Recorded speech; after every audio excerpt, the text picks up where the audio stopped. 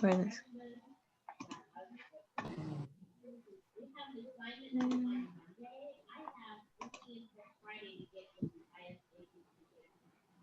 Hi everyone, welcome to our interview workshop. My name is Jamie Thomas. A little bit about me is I am a senior at IUPUI.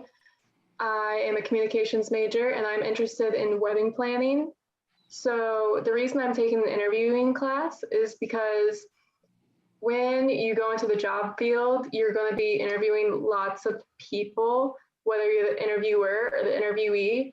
You are going to be experiencing interviewing throughout your whole job period, no matter if you're just starting out or you're going farther. So I thought interviewing was a very essential tool that I needed to learn. And that's why I am taking this class. And it's one of my favorite classes I've ever taken in college, and I recommend it to everyone.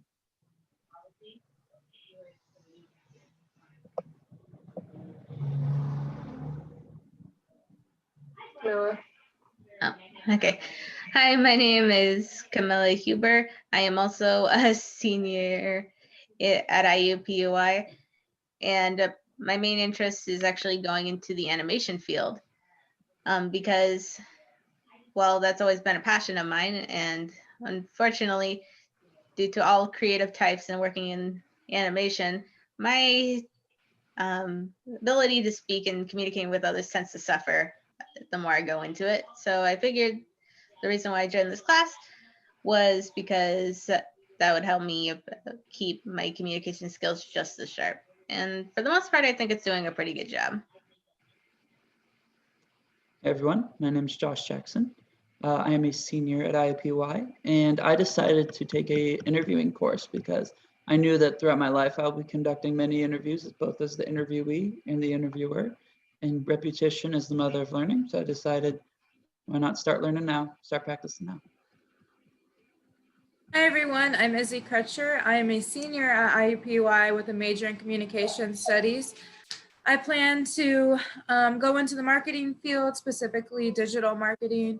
I took this interviewing class because I wanted to be as prepared as possible when entering the professional world. All right, let's get started.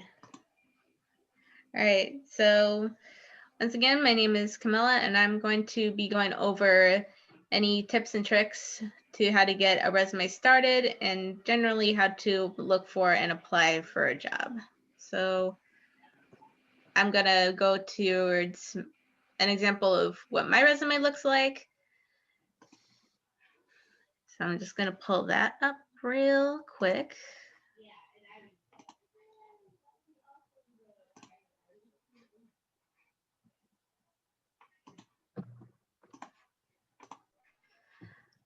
All right, so here is a job that I found on resources like Indeed or any other job sites that I'd highly recommend checking out.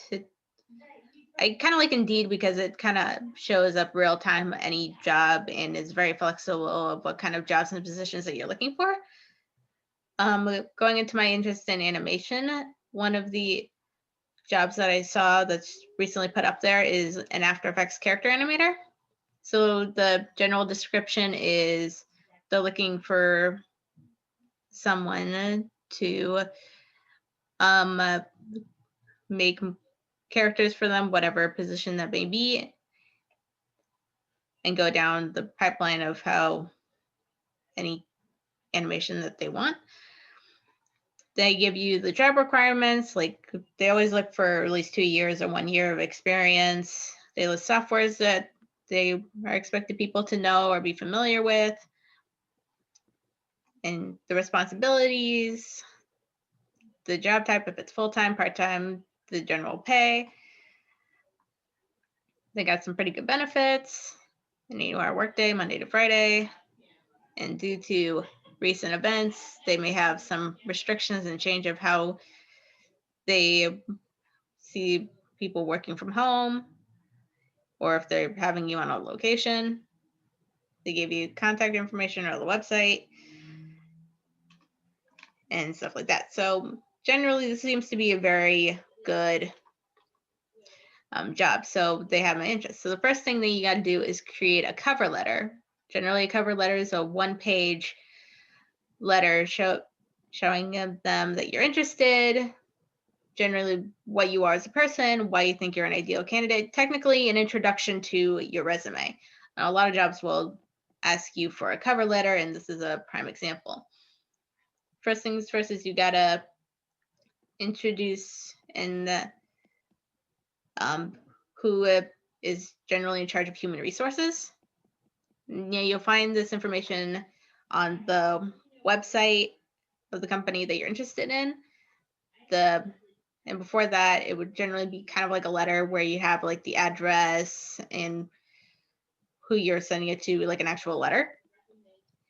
But for simplicity's sake, I would just put down, in case they don't have an HR person listed, dear company name, then human resources. And how I generally like to break down cover letters is into like 3 paragraphs. The first one is generally introducing yourself as a person, saying, hey, I saw this posting here and why I'm generally interested in this kind of position. Then the second paragraph goes breaking down why you think you would be an ideal candidate. It's normally just a paragraph long, so not that much. Stating that it was, in my case, always a dream to be in something like this. I have a major or an extreme focus in this field. I'm very familiar with these so-and-so resources. And if you want to know more about me, I kind of linked in like a linking page because you can do that. And then the third paragraph is pretty much the closing of these are of why I want to work for your team and why I believe I would be a good candidate if given the opportunity. And then say thank you for taking the time to review my resume, sincerely, and then your name. Now going into the resume, for simplicity's sake, I'd always rely on Word because Word has a bunch of layouts and templates that make filling out these things relatively easy. So generally, first thing in a resume right up the front, your name, your home address, your phone number, your email, any other communication you want to give so that they can contact you really instantly. Because when it comes to hiring people, convenience is key. So the quickest way to contact you, the better. Then it would list down any skills that you would deem appropriate or important towards the your resume or want to include to make yourself look a ton better. A trick when filling out the skills is to simply go back to the job that you were looking at and then look at the job requirements. What kind of person are they looking for? And then once you understand that, you don't have to copy and paste exactly, but if you don't have this word for word in terms of skills, but having it be like the forefront. For example, they were looking for people who are familiar with Adobe, like Animate, After Effects, stuff like that. So right there, boom, I am familiar with Adobe Animate, Illustrator, Forefront. It's right there. They can scan it and see I have skills in the bare minimum of what they're looking for. I would also like to include like other interesting skills that I think can help me stand out. Like, for instance, if you know another language, whether moderate or foreign, that would be a good skill to learn because that opens up to the diversity, and employers are always looking for diversity more than ever. And you have like other things that may relate to it but are not exactly, because that shows how diverse and variety skilled you are. And a tip is to have as many skills as possible, because that shows how valuable you really are. Because the more skills you have, then that shows how more valuable you are as an employer to an employer. So the next thing, it goes down to your education. So how resumes work, technically you're going down a backwards timeline. So your present most recent education is always at the top first, and then you go backwards. Same thing for experience. Granted, this is a little out of order, but this was just because this was a recent job that I did. So same thing for experience. Your most current up to date is at the very top, and then it goes backwards. If you're still employed at the time of applying, you just put down present to show that I'm currently employed, but I'm willing to change that very soon. And if I'm out of work, then simply put in the year and the month of which you were kind of working in that range of how you had that employed.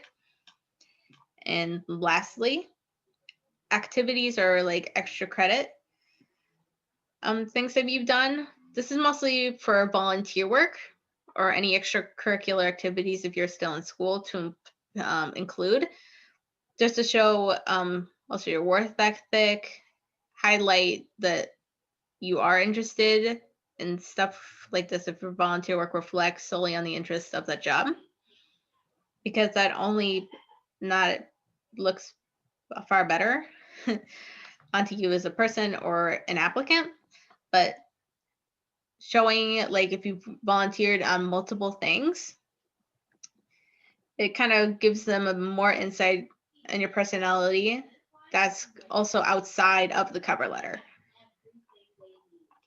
So that's pretty much the rundown of a pretty decent resume.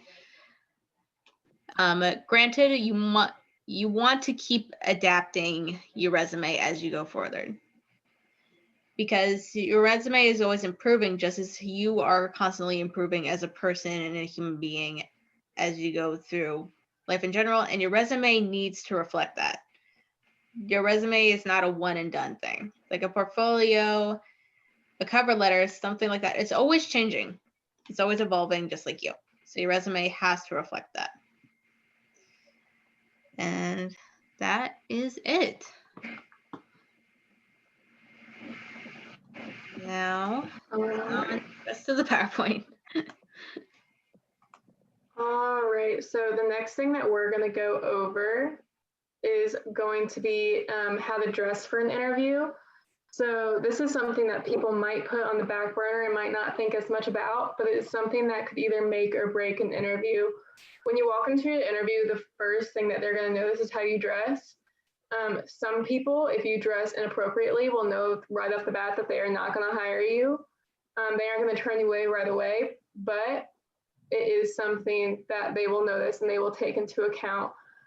What you wear to an interview not only displays confidence, but your attention to detail, your respect for the job, and your seriousness you are for the position. So what we're going to start off with is what you do not want to wear to an interview. That way you guys can just get this out of your minds if it was what you were planning on wearing. So we'll go to the next slide. So the first thing that you don't want to do is you don't want to dress too casually. This shows that you don't take the position seriously and you don't care that much about it. If you really want this job, then you really want to dress like you want it. So wearing jeans, t-shirts or sneakers, hats, all of this shows that you aren't serious and they're too casual for a job interview. Make sure that what you wear is not too loose or too tight.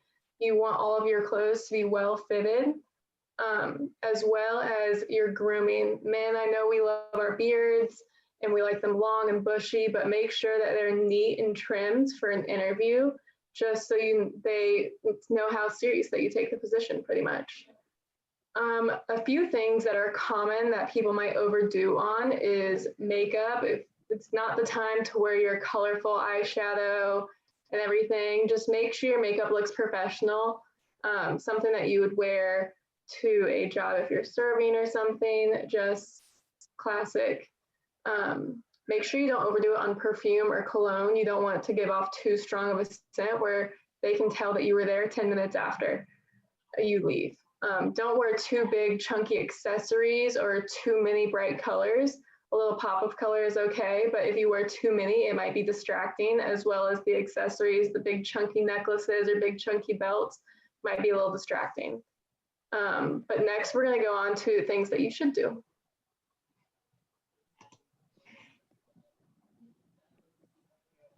So in interviews, I say a good rule of thumb, no matter where you are, dress business casual. This is neutral colors, slacks, a nice shirt or a blouse, collared shirts you can never go wrong with. A little pop of color is okay. Like you can see this girl, she's wearing a red skirt. That's okay. If she was wearing a red skirt and the yellow top, that might not be okay, but just a little pop of color is okay. Always wear dress pants or a dress skirt. And ladies, if your skirt is too short or it's something that you would maybe wear to a party or something, it's probably not appropriate for a job interview. I would recommend it either going past the knees or right above the knees like this woman's. Belts, men always wear belts with your pants and tuck your shirts in. An untucked shirt shows that it's too casual and you don't really care that much. That's that little bit of attention to detail that you want to present, as well as wearing a dress shirt, a collared shirt. A tie is a good thing to go with. This guy's not wearing the tie, but it's always just an added feature that you can add. And girls, with the shoes, I would say if you do wear heels, make sure they aren't too tall. You don't know how long you're going to be walking or if they want to walk you around the office or something. So just make sure that you're comfortable. Whatever you're wearing, the better you look, the more comfortable, the more confident you're going to be. And that's what those people want to see, is they want to see confidence when you come into a job interview.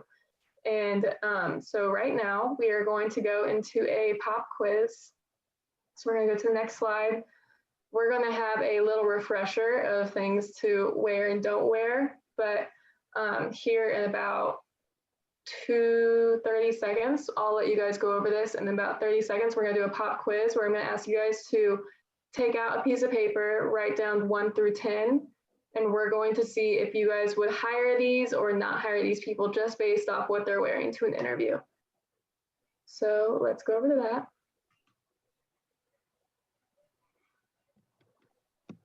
All right.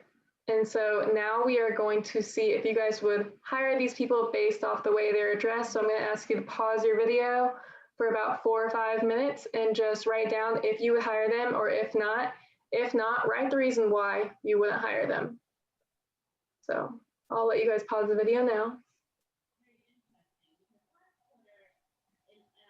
Okay.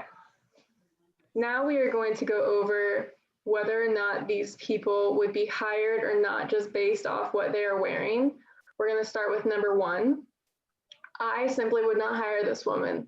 She is dressed too casual. If she came in to apply for a job wearing that, I would say she just came from the grocery store and she doesn't take this job seriously. This was just a side option for her. So I don't think that she's going to get the job. This number 2, this guy definitely looks like he's serious, ready for a job, ready to take the town. He is ready for a job interview. So I would definitely, just based off his appearance, seriously consider hiring him. Number 3, I would not hire this guy. He just looks like he came back from like brunch with a girlfriend or something, and he's just too casual. He's got the jeans. Wearing like sneakers and a flannel or something. He's not getting hired if he's coming in that.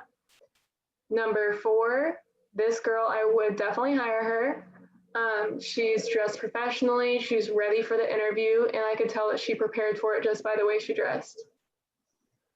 Number 4, I would definitely not hire.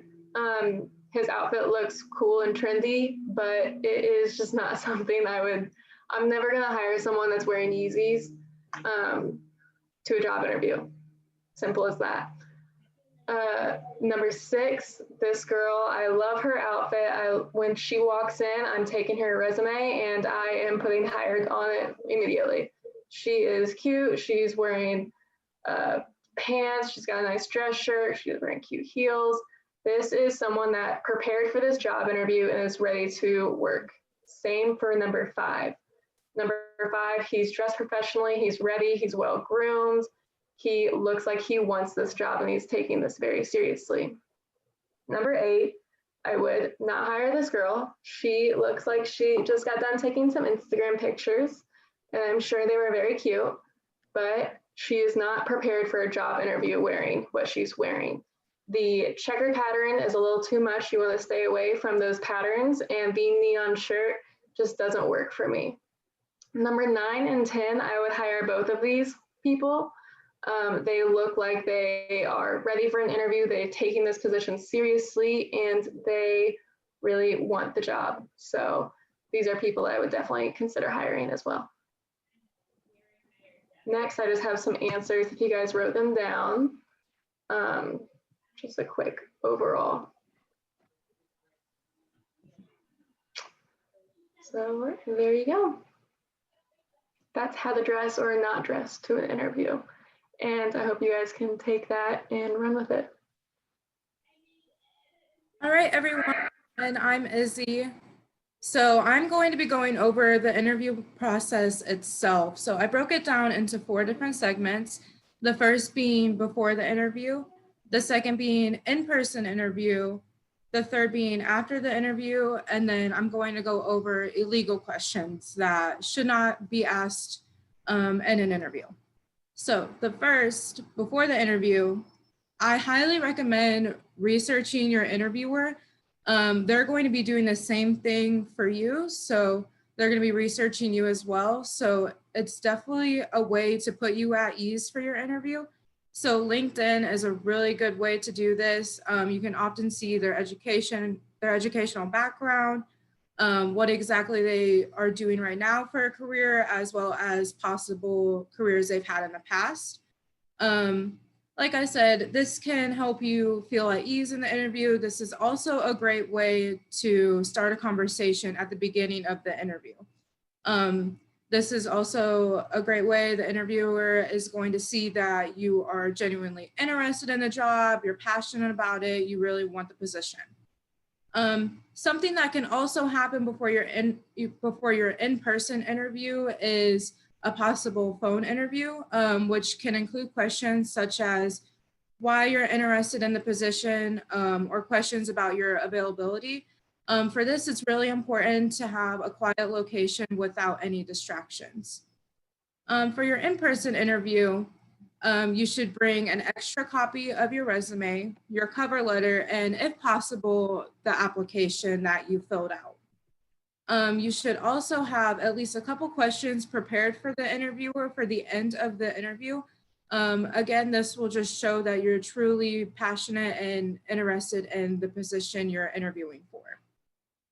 After the interview, something that will definitely set you apart from other interviewees is sending a thank you note or a thank you email after your interview. This can be a simple, "Hi, I just wanted to thank you for taking the time today to interview me. I really enjoyed getting to know you as well as your company. I look forward to hearing from you." So this can be, the day after your interview. It's even better if you do it the day of your interview, sometime after. This will just set you apart from all the other interviewees. Like I said, a lot of people don't do this. So if they're really deciding and it's a tough call between the two of you, this could be the one thing that sets you apart from them. The last thing I want to cover is illegal questions. So illegal questions solicit information from the interviewee that could be used to discriminate against them. So these questions can be about your age, race, religion, or gender. For example, one is if they ask you what year you were born in. Another one is, which I honestly didn't know was illegal, is are you a US citizen? Oftentimes you'll see this on an application, and the correct way they would ask it is, are you legally eligible to work in the United States? So how to dodge these illegal questions?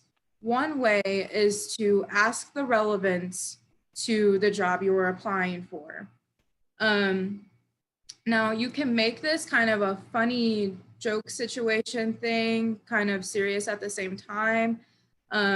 Maybe if they do ask you, what your age is, you can kind of be like, oh, well, I'm young enough that I am with all the trends. I know what's going on, and the younger generation, etc. If you're older, maybe you could just be like, well, older the wiser. A better way to redirect the question itself, a better way is to redirect the question itself and frame it to focus on your skills and qualities. So now I'm going to have you guys briefly pause this video and fill out the handout labeled illegal questions that your teacher will pass out to you.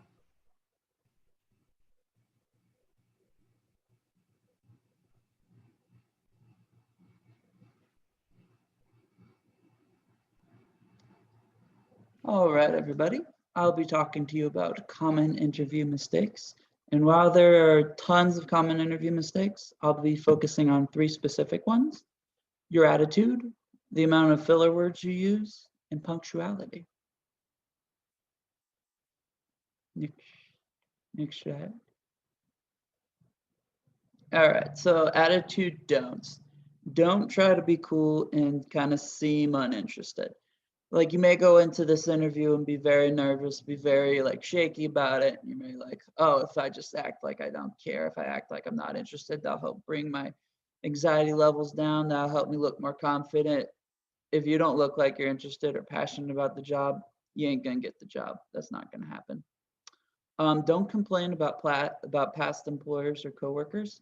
If you're already just straight out of the interview spewing negativity about your previous workplaces, they're going to assume that you're going to do the exact same thing when you show up to their workplace. So just bear that in mind. Don't put down other companies, even if they're competitors. This just looks very unprofessional. It just looks like you're like a cynical, attacking kind of person. And it's very unprofessional, and I would avoid it altogether. Next slide. All right, things to do when it comes to attitude. Be enthusiastic about the position. Employers love it when you're fired up. If you look like you're passionate about the job, like you're interested and this is something you want to do, instead of like, oh, it's the 9 to 5, I have to go in to kind of work and put food on the table, then you're more likely to get the job because they want someone who's going to be fired up about it. Also, communicate positive attitudes about your qualifications, relationships, and future. Don't undersell yourself. Don't oversell others. Don't oversell yourself too much, but a little bit of overselling is okay about your qualifications. Look like you're really into it, really want it. Relationships with like your coworkers or your managers that you used to have, always talk positive. Again, just so they think you're going to bring positivity into the workplace. In your future, don't be like, well, I don't really know what I want to do. I don't know if I'll be at this company. Just talk about your future like you are going to be at that company for like, years, and like how you're going to work your way up and really bring something to the company. So confidence is key. If you're uncertain, kind of shaky during the interview, your interviewer is going to tell. And if you can make things awkward and kind of bring down the energy level by doing that. So you want to show up prepared. You want to show up cool and confident. But remember, this is a very important piece of information. An interview is just a conversation. It's just 2 people talking. That's all it is. Just remember that when you're in the moment. Next slide.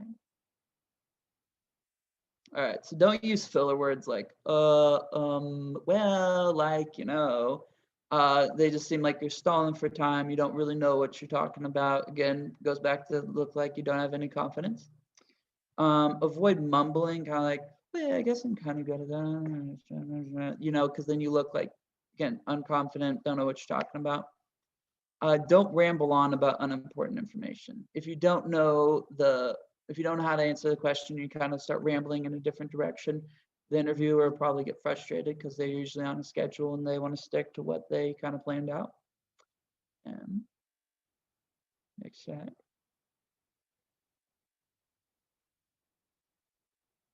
All right, so instead of filler words, try using silence to kind of like lean back and be like, that's a great question. Kind of look like you're deep in thought and you're really considering what they're saying.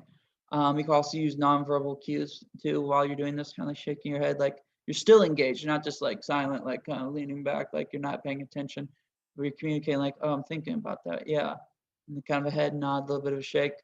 And if you're like uncertain about something, just ask for further information. Just like, hey, can you explain that a little bit more? Or ask them to rephrase the question differently so you know how to answer it better.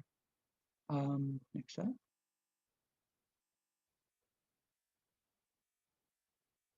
All right, punctuality don'ts. Don't be late, because that really shows whether or not you care about it.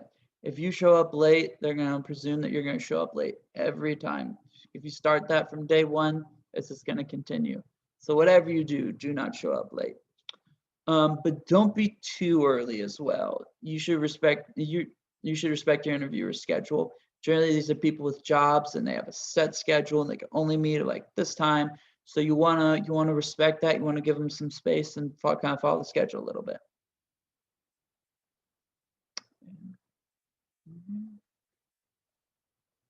All right, something you should do as far as punctuality. You do want to show up a little bit early. I would say 15 minutes to 5 minutes kind of early is like generally pretty standard. This states that kind of shows that you can be on time, but also that you're respecting your interviewer's schedule. So like kind of like those two things. And again, all in all, it's better to be early than late. Just don't be late, whatever you do. It looks unprofessional, and being early shows your professionalism. And yeah.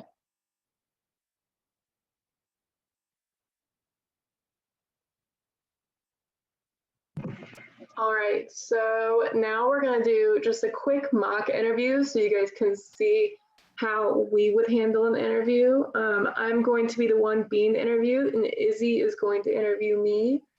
A little background, we'll just say that Izzy owns a company where they do wedding planning, and I am trying to be a part of that company. All right. Hi, Jamie. How are you today? I'm doing good. How are you? I'm great. It was so good to see you this past weekend. Yeah, it was a beautiful wedding. Well, you know, I try my hardest, but I am a little understaffed. So hopefully, you know, we can work something out here to get you into my company. Absolutely. I'm really looking forward to talking with you. Absolutely. So I just have a couple of questions here. I looked over your resume. It looked fabulous. You know, there are some missing skills and qualities that I'm looking for, but the best thing about this company is we are a teaching company, so we want everybody to be successful. So if you have a little bit of time, just want to ask you a couple of questions. Yeah, absolutely. Thank you. Yeah, so I see here that you've worked at a couple of boutiques. Could you tell me a little bit about that? Yeah, so I have worked at about 2 separate boutiques, both for about the same period of time. I just did retail there, customer service, and one of the positions I was able to move up into the warehouse position to where I was able to, I wasn't as much customer facing, but I did more of behind the scenes. But what I learned most about that would be relevant to the job would be how we planned private parties at our boutique locations. So we would have to advertise them, obviously. And if someone did want a private party, we would have to make sure that no one else is there. We have to get all the food, drinks, snacks, the decor. So I was able to get some event planning experience because that is something I lacked. Other than that, things that I learned at that job were customer service and listening to customers. Communication is a big time in wedding planning, and it's also in retail too, to make sure that you are adapting to your customers' needs and listening to what they want and truly what they need. So I was able to take those skills and transfer them into my current career. Absolutely. You pointed out, you know, that communication, etc., is a big part of wedding planning, because if one thing goes wrong within our communication chain, a lot can go wrong down the road from Correct. that point. So how old were you again, Jamie?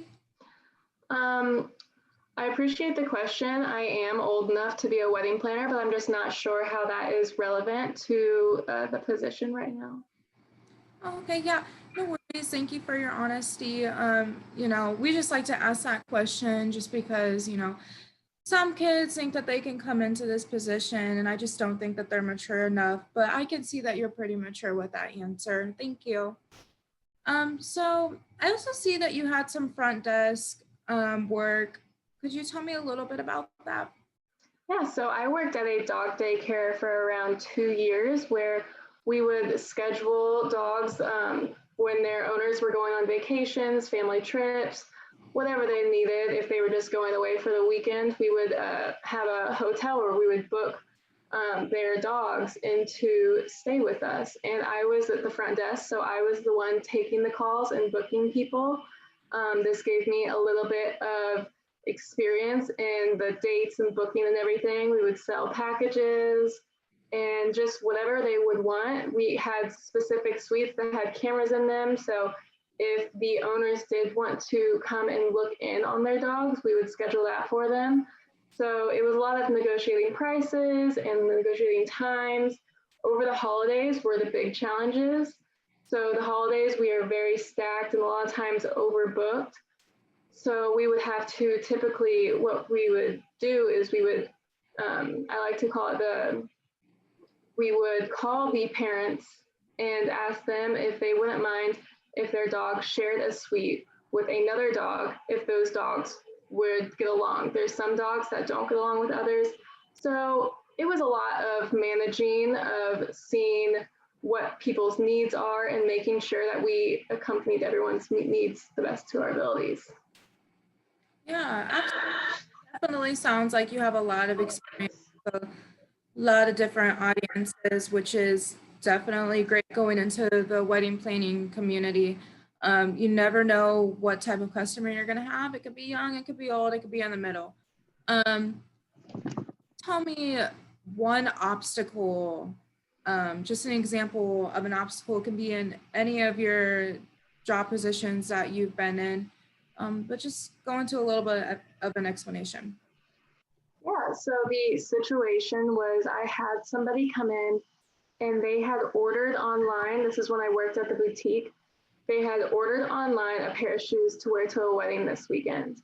And they actually ordered the wrong size of shoe.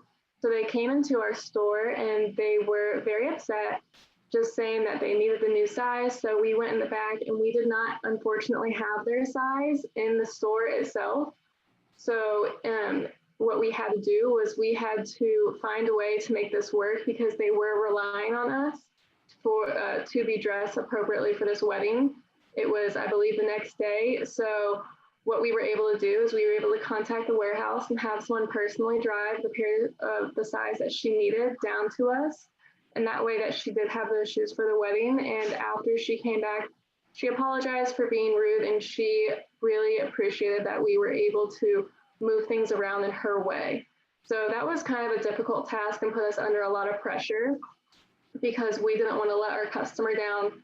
So it was a mistake on our part and we just wanted to fix it for her.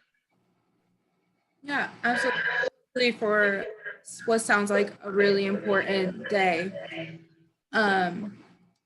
But yeah, so I think that's all the questions I have for you today. Did you have any questions for me? Yeah, absolutely. I know that you guys do weddings around the country, and I was just wondering, how often do you guys travel? We actually travel quite a bit. We're definitely going countrywide now. It's no longer just in the city based.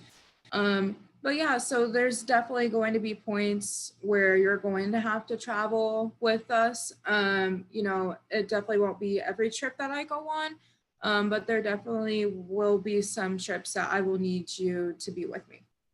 Okay, awesome. I guess my other question would be like, how have you enjoyed being a wedding planner and what is the most rewarding part of it for you? Yeah, so being a wedding planner, I think the most rewarding part is just being able to see, you know, a happy couple at the end of the day. That is my ultimate goal, you know, not just a bride being happy, but the groom as well and their families. So, you know, overall, just being able to see the happiness come together, and knowing that I was a part of creating that. Awesome. Thank you so much for having the time to talk to me. I really feel like I would be a good asset to your company and I would learn a lot while being there. So I just appreciate you talking to me. Thank you so much. Absolutely. I will definitely let you know within the next couple of days. Okay. Thank you. Thank you, Jamie. Okay. Scene. So that interview, it was okay. She did try to sneak in an illegal question on me. So one thing that we did go over is he did go over illegal questions.